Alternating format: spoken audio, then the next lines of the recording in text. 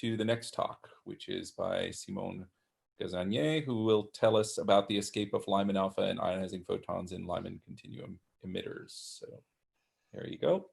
And yeah. There you are. Well, timer. Well, first, I would like, of course, to thank the organizer for this very nice opportunity to present our work during this complicated time. So my name is Simon Gazagnes. I'm a third-year PhD student in Groningen, so in the Netherlands. I'm going to talk today about work that I've been conducting for some years now with this very nice team of people, where we try to understand the origin of the escape of Lyman-alpha and also ionizing photons in local Lyman Continuum Emitters. So the context of this work is that typically, if we want to understand whether and how star-forming galaxies have contributed to the reionization, we need to constrain this quantity, which is the escape fraction of the ionizing photons that escape from this galaxy in the intergalactic medium of the universe. But in order to do so, it's a very complicated task because we need to directly observe the wavelength range that are below 912 angstrom in order to have a direct constraint on the escape fraction of these ionizing photons. And at high redshift, it's highly infeasible because of the IGM opacity mainly. So we need to find these indirect proxies to estimate the escape fraction of the ionizing photons in high redshift observations. And how do we do so if we don't have enough observation? Well, we can use these analogues. So basically, over the past decades, we had now 15 direct detections at redshift less than 0.5 with escape fraction between 1 and 73%. And these analogues are very interesting because we have this spectroscopic observation with costs between 800 and approximately 1300 angstrom, on which we can do a lot of interesting things. The first one is obviously that since we have direct observation of the wavelength range below the Lyman break, we can have a direct constraint on the escape fraction of the ionizing photons. But now if we look a bit redder, we have this H1 absorption lines, the Lyman series, that can tell us a lot of information about what kind of natural gas properties do we have in these galaxies. And again, if I push it a bit redder, we have this Lyman-alpha emission profile that looks like this double or triple peak in most of these local galaxies. And Lyman-alpha is this resonant transition, which is very sensible to the kinematics and general distribution of the H1 gas in the galaxy. And similarly, tells you a lot about these natural gas properties. So if we combine this three wavelength range, basically what we can do, among other things, obviously, is first investigate what kind of natural gas properties are favoring the Lyman continuum leakage. But also a very important point is to use these additional properties that we extract on the spectroscopic observation, find some way to indirectly estimate the escape fraction of ionizing photons and compare it to the observed escape fraction that we derive on the observing flux. Ionizing flux. And that's basically what I've been doing and being interested in for a couple of years now. And it started in 2018. So basically, we took a sample of leakers with escape fraction lower than 13%. And we found out that all the leakers in our sample had these saturated H1 absorption lines, but not fully covered, so that the coring fraction of the H1 dense gas is not unity, which suggests that in this galaxy, you have a part of the light that escaped through some path with few or no H1 residuals, basically. And additionally, we found out that in the dense regions of the ISM of this galaxy, we have a column density higher than 10 to the power 18. And this column density suggests to you that no ionizing photons can escape through these dense regions. And from this combination of two results, we actually supported that these leakers have this kind of ISM configuration, what we call ionization bounded or pick and fence model. Well, we have an optically thick H1 shell that is surrounding the bulk of star, but we have some holes in this shell so that the ionizing photons can escape through it. And this outcome there was also supported by a second study, a companion paper from John Kisholm, when John Kisholm shows that if you use this equation, so 1 minus the coring fraction of the H1 gas, which is basically what goes through these low column density channels, and you combine it with the dust attenuation that should impact the ionizing photons, which is this. So you can predict the escape fraction, which is this quantity here. And the prediction is quite accurately reproducing the observed escape fraction in these galaxies. And this is a very powerful result, especially because even if the Coring fraction of H1 is also difficult, hardly measurable at high redshift, we found out in 2018 paper that the Coring fraction of the silicium-2, for example, could be a very good probe to the Coring fraction of the H1 gas, as you can see by this strong correlation. And the idea that this Coring fraction is more likely to be measured at high redshift observation, and I will come back to this. So based on this equation, using the Coring fraction of silicium-2, we could already infer some kind of estimate of what is the escape fraction of Lyman continuum in this high redshift galaxy. So this is where we were in 2018. And recently, a few months ago, we published this additional paper. Basically, what we did is we took a larger sample of low redshift leakers, and we analyzed in the same paper the Lyman-alpha properties, the H1 properties, and combined it to the measured escape fraction of the Lyman continuum photons. And what we wanted to do first, and there is a lot of very interesting results about this that unfortunately I have no time to talk about it, is to connect how the Lyman-alpha properties relate to the ISM porosity, to the presence of a low Coring fraction of H1. So since I have no time to talk about it, I will put some slides or likely a poster on this channel or Slack. So if you are interested by these results, please check this channel tomorrow, probably I will put it. What I will focus it is that in this paper, as I said, we use a larger sample of leakers. Basically, we include 6 additional low redshift leakers, and 3 of them have this very large escape fraction of 36, 48, and 73%, which is very useful to assess the robustness of this indirect prediction of the escape fraction of ionizing photons that is using the Coring fraction of H1. And this is what I will focus now. And basically, how does it look like? It looks like this. On the y-axis, we have again this predicted escape fraction of ionizing photons, which is computed with this equation. On the x-axis, we have the observed escape fraction of ionizing photons measured on the ionizing flux. And the stars are the new leakers that are added in this recent paper. And what we found out is like for leakers, again, that have moderate escape fraction of ionizing photons, these predicted values are reproducing quite well the observed escape fraction within 3 sigma. But now if we look at the largest leakers, we found out that the predicted escape fraction are underestimating by more than 3 sigma the observed escape fraction for these galaxies.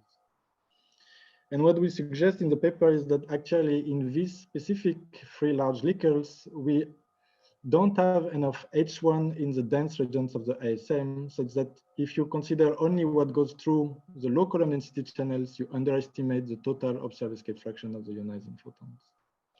And that is what is summarized by these toy models that we think are the accurate models for the Lyman continuum escape in this galaxy.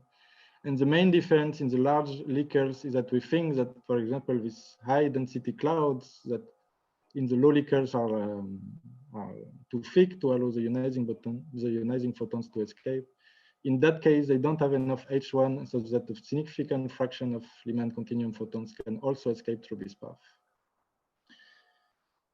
So yeah, so if I come back to the main idea of this talk is to find a way to estimate the escape fraction at high redshifts.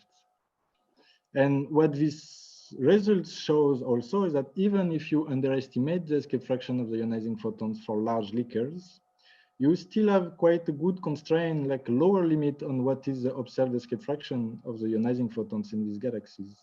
And additionally, it seems that you can disentangle from leakers that have a low escape fraction of ionizing photons or leakers that have a higher escape fraction of ionizing photons, which is ultimately what we want for high redshift observations. And as I said previously, that we found out that the Coring fraction of low ionization metals like silicium-2 can be a good probe of the Coring fraction of the H1 gas. And that's something that we should be able to measure on high redshift observation with JWST especially. So the idea is from this Coring fraction of the silicium-2 to infer the Coring fraction of the H1 gas and to use it in this equation to find the first lower limit on what is the contribution of this star-forming galaxy during the epoch of reionization.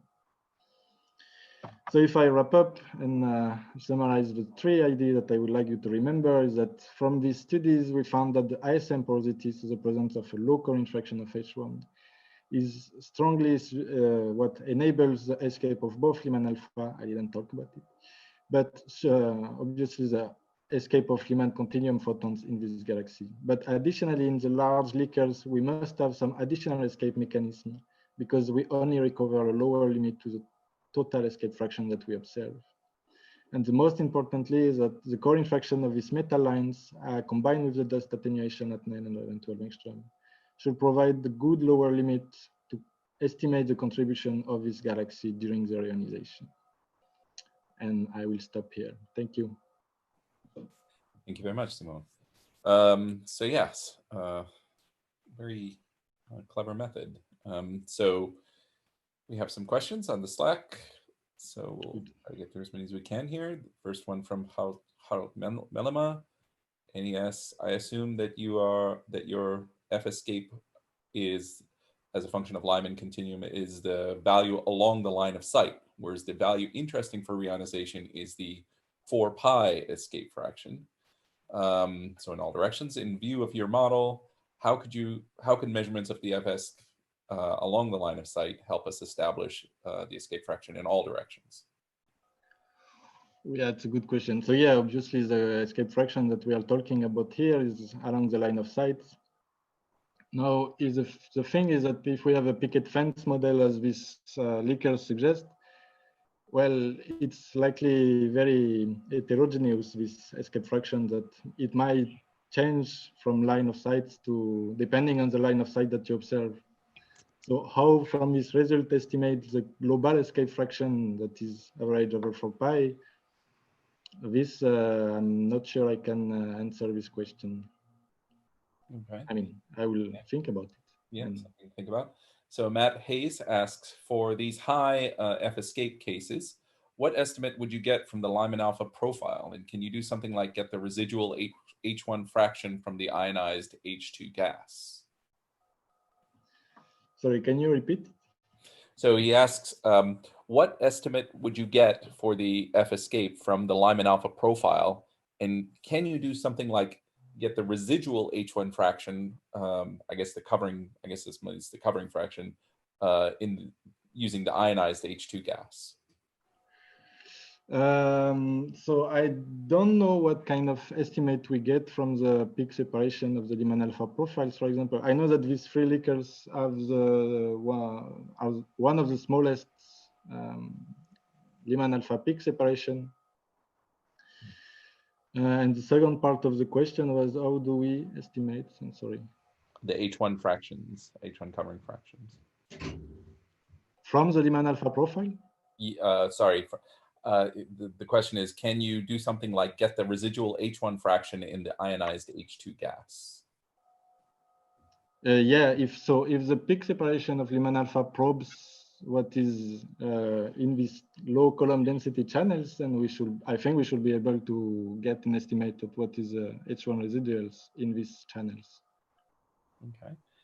I think we'll probably take one more here, maybe 2. Rohan Naidu asks, what are your best guesses for the additional mechanisms driving the F escape in the most extreme leakers? Well, it was I suggested here that, so in the low escape fraction case, we are able to recover the total escape fraction, total observed escape fraction, if we consider only what goes through these low column density channels. But for the large escape fraction, we have this evidence. So one of the largest leakers, for example, we do not detect any H1 absorption gas, which suggests that even in the densest regions of the ISM, we have very few H1 residuals. While for the 2 other large leakers, we have also evidence that we have some dense gas, but this dense gas is also at column density that are too low to absorb all the radiation that pass through these clouds. I hope it answers the questions. Right. They can extend below the Lyman limit. Okay, last question. Danielle Berg asks, and there are more questions, so you have to go on the Slack to see them. Nice. Do you see any trend between the Lyman-alpha kinematics and the covering fraction?